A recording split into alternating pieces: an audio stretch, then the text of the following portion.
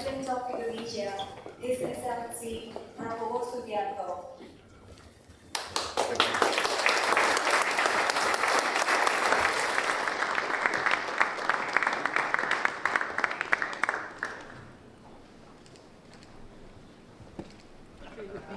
Oh, thank you. Once again. Hey, how are you? Good to see you. Wow. You have another book for me? Slowly. I am Catherine Carroll with Calculate. Thank you very much. Nice to meet you, Your Excellency. See you once again, Mr. President. Once again. Once again? Once again. Oh, I saw everybody already. A little bit later. The American business community greatly values our longstanding partners, suggesting that U.S. investment in the country was more than $60 billion. Poi non so pleased to see India used in the United States. We were talking about copper demand a decade ago. It will be the traditional war. I'm very pleased to be here in Washington, D.C. at a very important moment in the relationship between Indonesia and the United States. It's also a great honor for me to be invited here to be amongst you, the business leaders of both the U.S. and of Indonesia. As you know, I'm here invited by the President of the United States of America for, I think, a very important meeting of the Board of Peace. In fact, the first official meeting of the Board of Peace that has been formed to attempt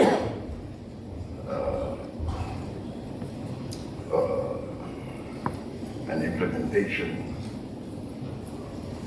and the continuation of the ceasefire in Gaza, and we are attempting to continue to forge a path towards a real and lasting solution of the Palestinian issue. Also, I'm here to conclude a major trade agreement between our two countries. I think an agreement that carries out real significance for businesses, investors between our two countries and in the greater region of the Pacific. It sets a clear signal that Indonesia and the United States are choosing continuing and deeper economic cooperation, stronger market access, and greater certainty for business.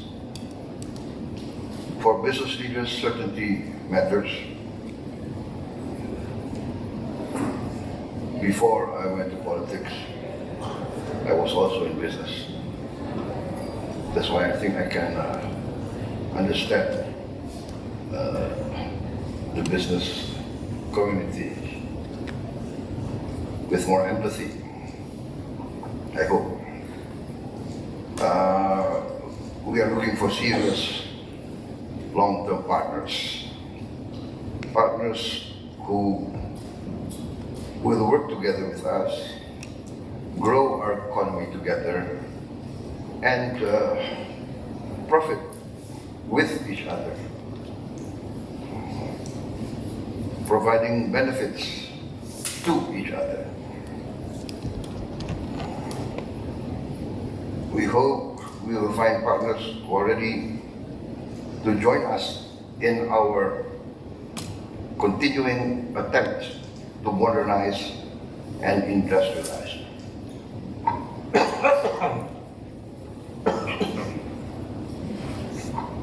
Sorry. As President of my country, the Republic of Indonesia, my responsibility, I think, is very clear. I must ensure the sovereignty of my country I must ensure good governance. I must ensure stability and peace. And I must bring real and tangible benefits to my people in the shortest possible time. As is said many times by many wise leaders in history, the hungry stomach cannot wait. A lot of my people are still experiencing difficult situation. Many are still living under the poverty line. Many face hunger. And these are difficulties that we must face and we must overcome. I am of the opinion that difficulties are to be confronted. Difficulties must be solved. Weaknesses must be acknowledged.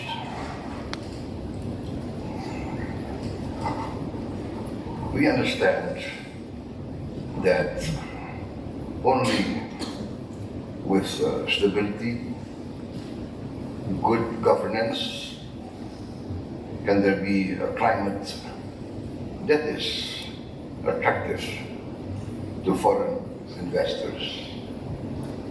No one wants to invest in a situation or an atmosphere of uncertainty, instability, or even chaos. We are very fortunate that Indonesia has enjoyed quite a long period of relative stability, relative peace. We continue our foreign policy of non-alignment, of respecting all great powers. I announced my determination when I took office of carrying out a policy of the good neighbor. The good neighbor policy, I am determined to foster and enhance the best of relationship between all the neighbors surrounding Indonesia, in the near region surrounding us, and also the wider region of East Asia and the Indo-Pacific.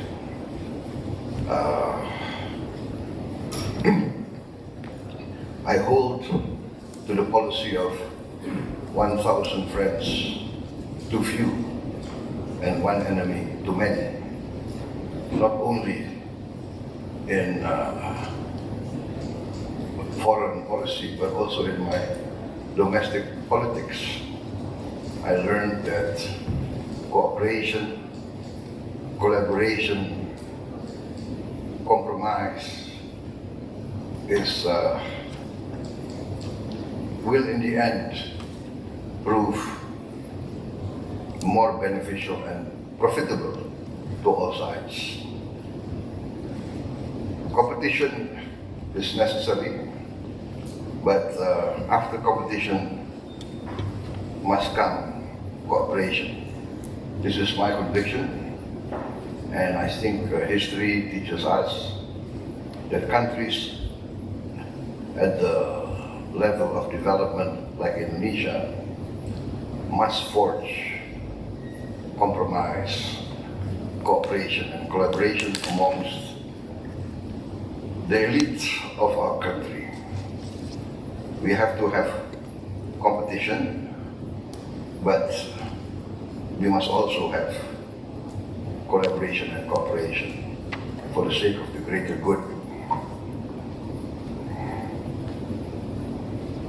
in such a situation, I'm convinced that a climate of stability, a climate of confidence will encourage investment.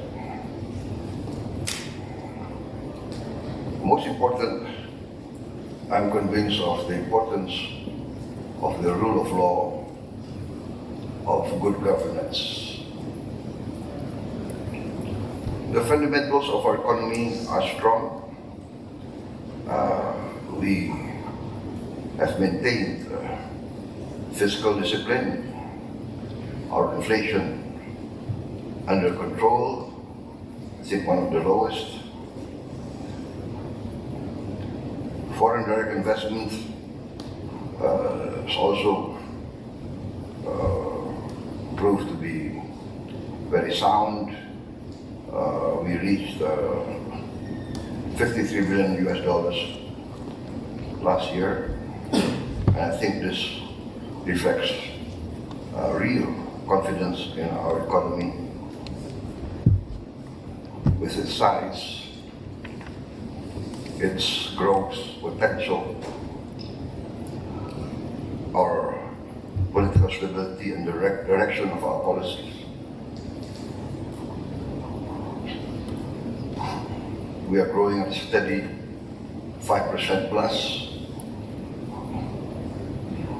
continuing this continued trajectory. And I'm personally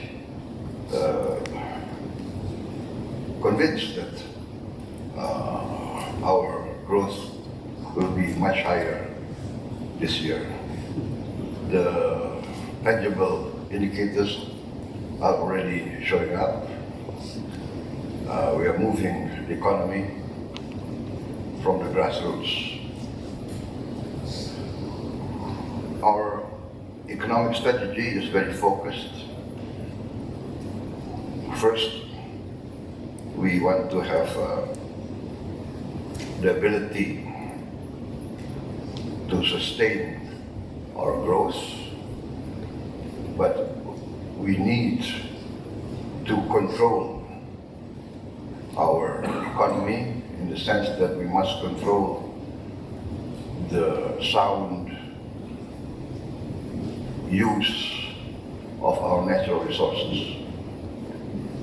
And this comes to my next point, which I always like to discuss openly.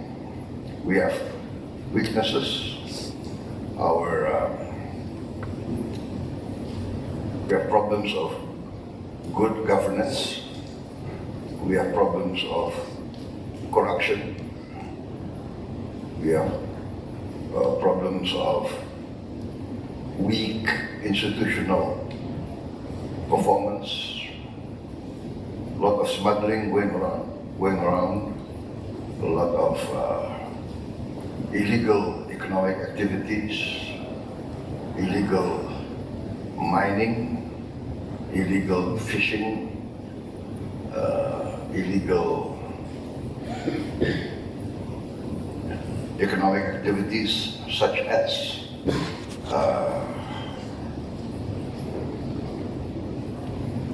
corporations maintaining plantations in protected forests.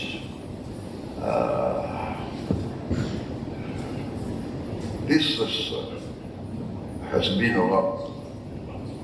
a long time problem, but I choose to face these problems head on. I do not want to surrender the sovereignty of the Indonesian government to these illegal cartels that perpetuates the loss of income, the loss of revenue that is due to the government and the people of Indonesia. We calculate the loss due to weak governance and mismanagement of our economy to be tremendous. In my first few months taking over the administration, I have saved from the budget of my country around $18 billion cash from our budget. These savings come from inefficiency, projects that are not productive. Maybe it could be similar to what was attempted, or what it has been attempted here in the United States also with, is that DOGE, Department of Government Efficiency. But I must say that I started first a few months before, and I feel I was successful. I feel empowered. I think I'm one of the few presidents of Indonesia that in the first 3 months of the administration, I saved $18 billion in cash. Things that I cancelled. For instance, each government institution spent quite a considerable amount of money on ceremonies. You know, is it our culture? If it's our culture, we must acknowledge it's a weakness on our part. I mean, we spend a lot of money on anniversaries. So each ministry has an anniversary. Each provincial government has an anniversary. Each Kabupaten or district has an anniversary. And can you imagine how many hundreds of ceremonies we have every week, every month, or every region? And so I just canceled something. I said the anniversary should be celebrated inside the office, maybe with a small lunch, perhaps just a takeaway from some restaurant, just to have some rational, rational. Let's think about what we can do for the people. And what is this ceremony? I mean, this was my approach, but I'm determined to, and I did save a lot of money. And we have, apart from ceremonies, we have foreign travel was in the billions of dollars. So I'm trying to cut down foreign travel from government institutions. Everybody wants a study tour to study something outside Indonesia, but I'm saying, look, the problem for Indonesia is very clear, right? There was a study tour studying poverty alleviation in Australia. Australia, I think, is one of the 10 richest countries in the world, right? And what was said was, when they sent a study team there, I learned from my Australian friends, it was around Easter. I mean, Australians being majority Christian, I mean, at Easter they're on holidays. There was no one, things like this happened. And I'm determined just to, be rational. I got a report that there was a study tour of Indonesian officials going to Japan around the 20th of October. I mean, it was Christmas time. I mean, the things like this, I tried to have rationality. It was not easy in the beginning. In fact, I had demonstrations against me, but I think it was the first time in the history, perhaps of the world, that there was a demonstration against government efficiency.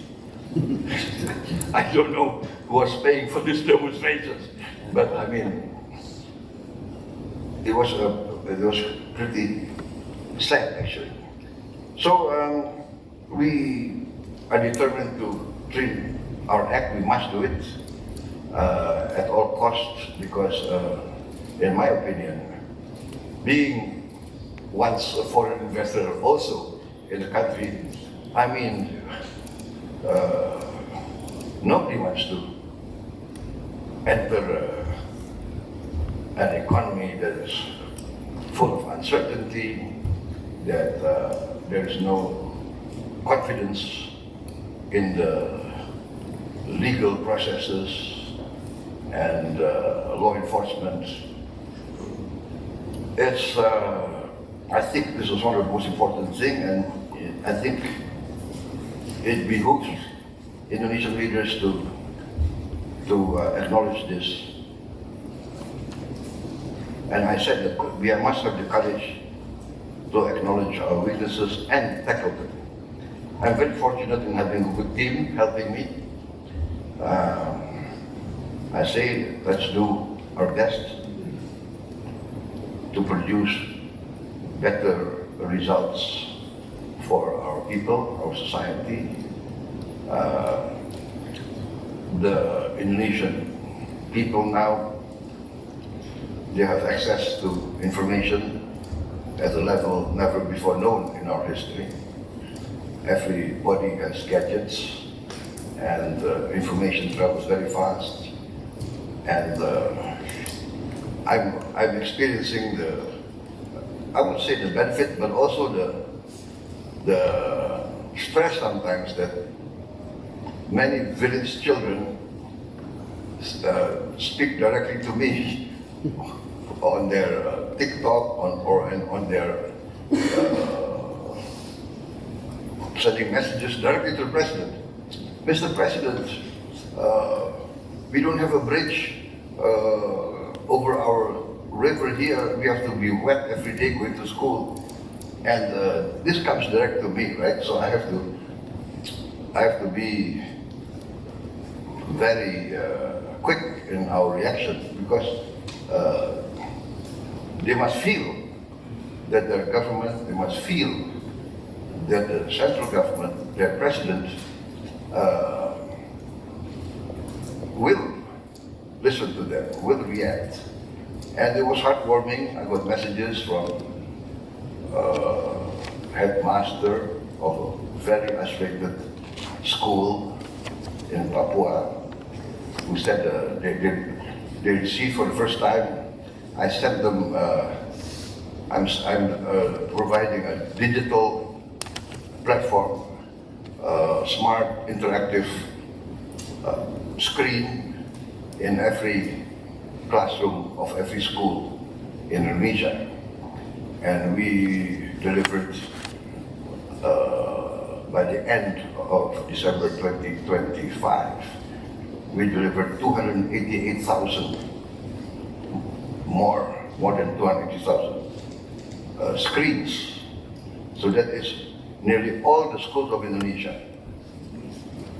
One screen per school, and it will be in one classroom, but this year I intend to add another 3 to every school, so there will be 4 screens to every school, and my target will be by the end of my term as president, all classrooms in all schools of Indonesia will have this interactive screen in which, in the software, the entire syllabus of our schools are in the software, can be accessed anytime. And we can also have distance, long distance education, long distance teaching, so that every school of Indonesia, wherever they are, in the most isolated island, in the most isolated mountain, they will have access to the best knowledge, the best education they can get. Where there are no teachers, we will have a central studio of the best teachers of Indonesia teaching through long distance. So this is what we call the digitalization of Indonesian education, and we're going very serious about this. So this also, for instance, and I can, from Jakarta, I can see any classroom in any part of Indonesia, and I can see if the teacher is there or the teacher is not there, what is the mood of the children. And I'm very impressed now that very, very fast the children and the parents and the teachers are all enthusiastic about this. And this is truly heartwarming for me to see the quick results of this program.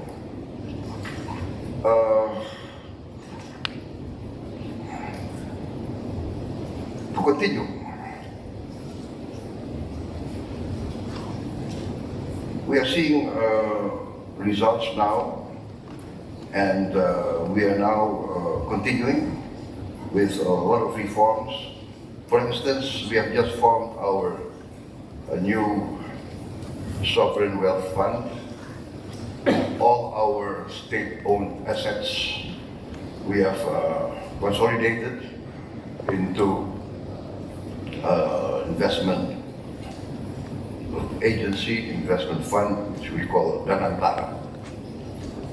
And it's now headed by the Minister of Investment, who concurrently is the head of our new sovereign wealth fund. They've been in operation, I think, nearly exactly 1 year. Exactly 1 year. Yeah. not yet 1 year. 24th February, 24th of February, which is a few days from now, we established the sovereign wealth fund, and you see the head has lost a lot of hair.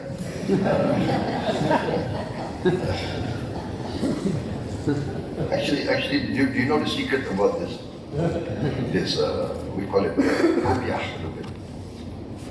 The secret is actually this was designed to hide leaders whose head are balding.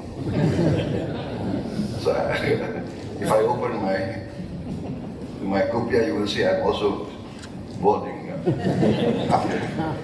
just after 1 year in office.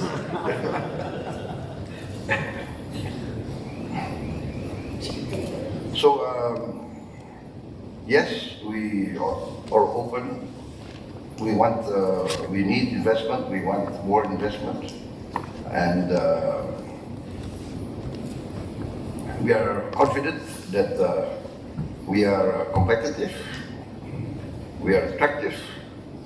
We have a lot of minerals that are necessary for new technologies. I think we are strong in critical minerals. I think I just got a report. I think we have one of the largest rare earth reserves in the world.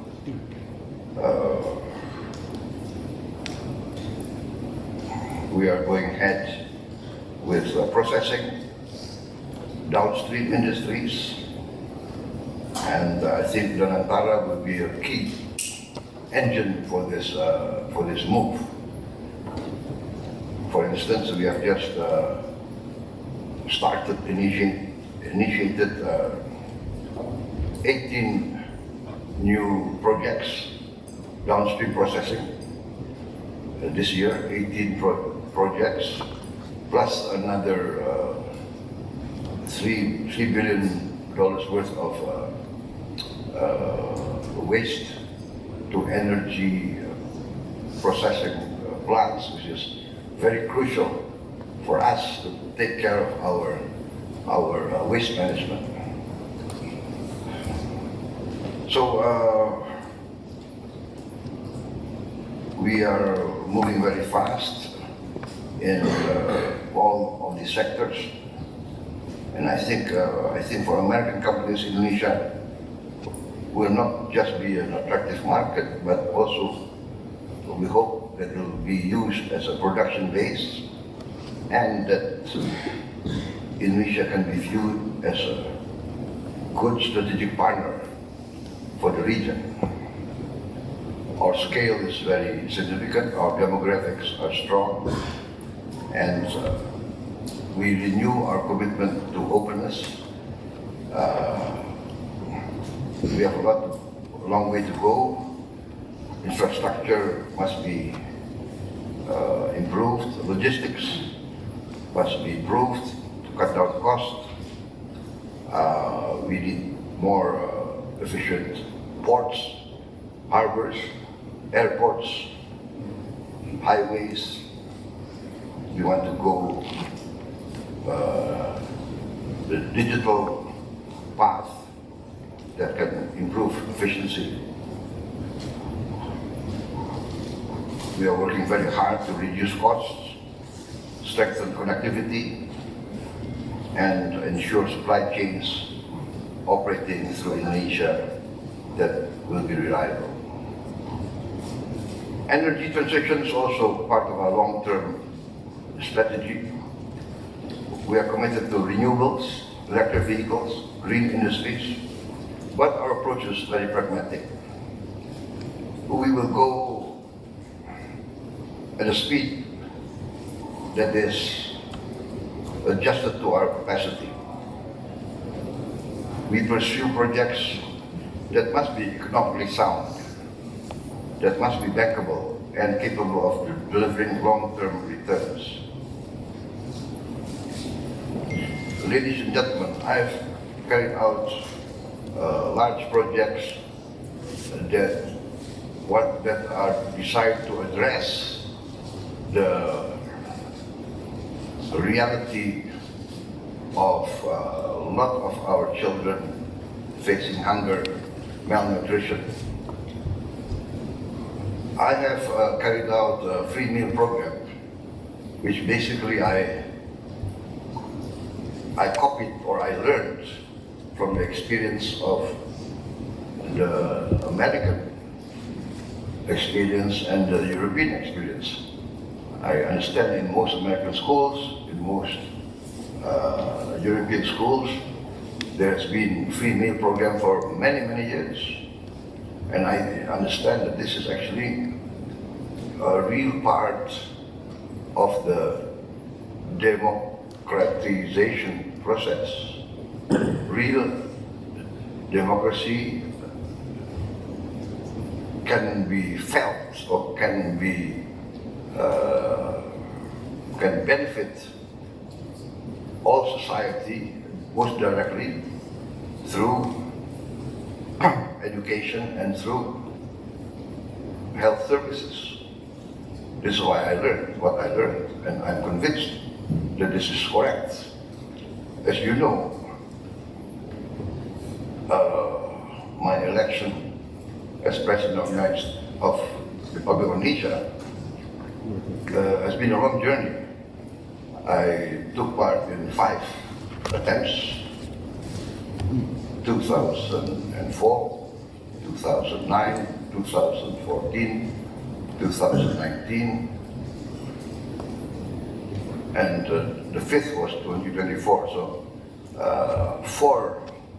4 defeats, but final success. What I learned from these 4 defeats, I learned during my campaign. My campaigns, I traveled the country, I visited the villages, and frankly, I was shocked when I saw a lot of children in the villages were very small. I asked their age, and children who I thought were 4, 5, 6 years old, they told me their age was 10, 11, 12. And then I learned that 25% of our children are experiencing stunting growth. So their brain cells are not to the optimum, their bone cells, their muscle cells. So they will be completely weak when they grow up, physically also, mentally. So I was thinking that there must be a way. We cannot accept this. And then I saw also the gap between the very rich at the top, and most of them, or most of my people are still experiencing poverty. And this made me even more determined to have policies that can immediately alleviate these matters. And I did this with determination, and I used the savings that we made from inefficient, unproductive, and frankly, misuse of our government money, government funds, the budget that, very frankly, I would say, has, and had we not carried out strict efficiency, would have evaporated, being part of the corruption that we faced. So this money that I saved would have evaporated to corruption. And this is the money that I used to reallocate to these programs.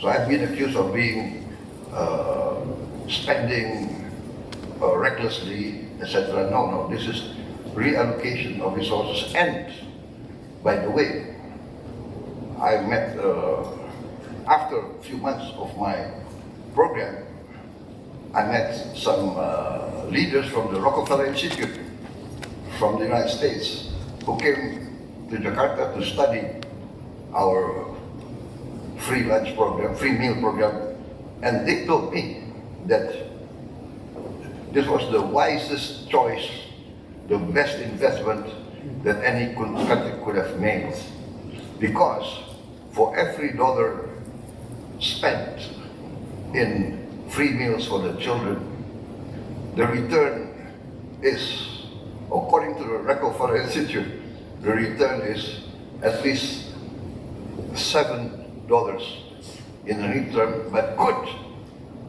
in the long term, provide a return up to 35 times. That's they say that they have done the research for many countries through many years, and this is the result. So I think we are now experiencing this. Some of the members of Apindo came to me a few, I think last week, and they said this, January was the highest domestic consumption for many, many years. I think for the last 10 or 15 years, domestic consumption in January was the highest, and they tell me their experience is because of the free meal program. Free meal program, we have now already 23,000 kitchens, each kitchen employing 50 people in the village. Mothers who never had any income now have income. They're working 3 or 4 shifts to provide food, but also this creates demand. Now each kitchen, each village has a need for eggs, for chicken, for vegetables, for tomatoes, etc. So another 10, 15 farmers have guaranteed offtake. And this results in a multiplier effect, which is creating some sort of boom from the bottom. So this encourages us And I think this also guarantees or enhances social and political stability. We understand that employment is critical and very important. And this creates real employment, real demand. Now production of nearly all agricultural goods are very high. Now we have achieved the highest rice production in the history of the Republic of Indonesia. I think on all commodities now we are nearly self-sufficient, except for a few.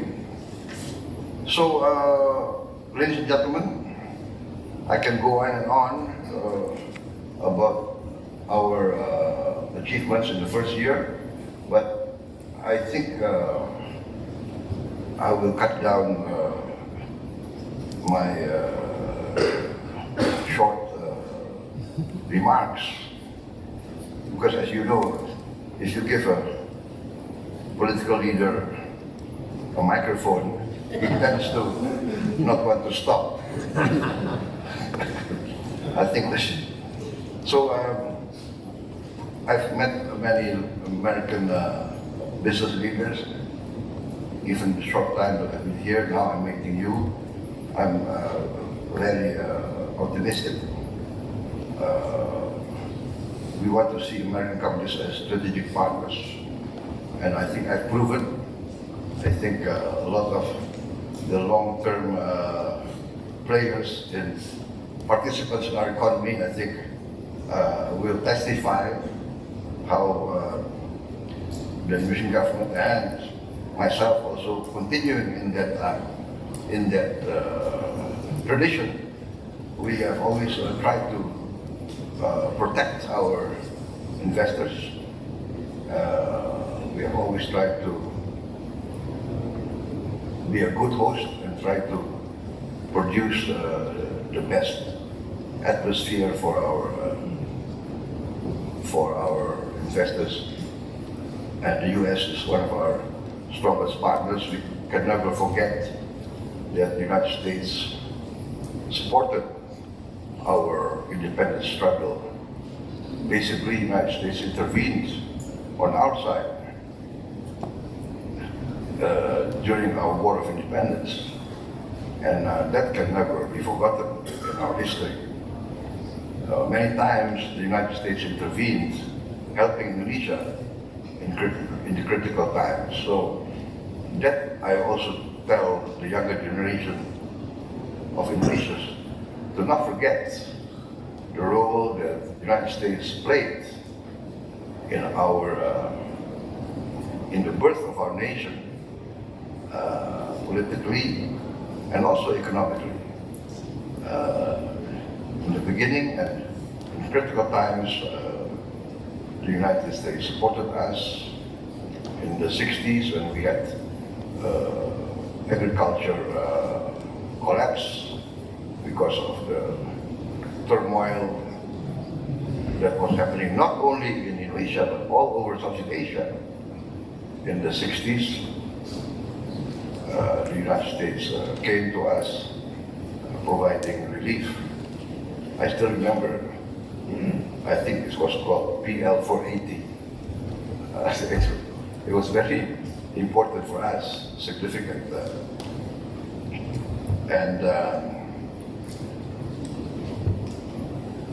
So we hope for a stronger American presence in our economy. And I want to assure you that we are working very hard to, basically for our interest, for the interest of our people. The Indonesian people demand a good governance, demand a clean government. This is my position. Pemerintah yang bersih dan adil, a government that is clean, and will create, promote, and defend justice and the rule of law. Ladies and gentlemen, I think that concludes my remarks. I apologize for maybe taking too much of the time allocated to me, but I conclude with the hope that relations between the US and Indonesia will continue to be good and we will flourish together. I believe that what I learned from American entrepreneurs is let's make money together, right? Win-win, win-win, everybody makes profit. It should be win-win and everybody benefit. With benefit, prosperity. That's the lesson I learned from history. Prosperity comes from good governance, clean governance. Prosperity comes from stability. Stability comes from a satisfied people. They are satisfied because they have confidence in their leaders. So, please come to Indonesia. Thank you very much.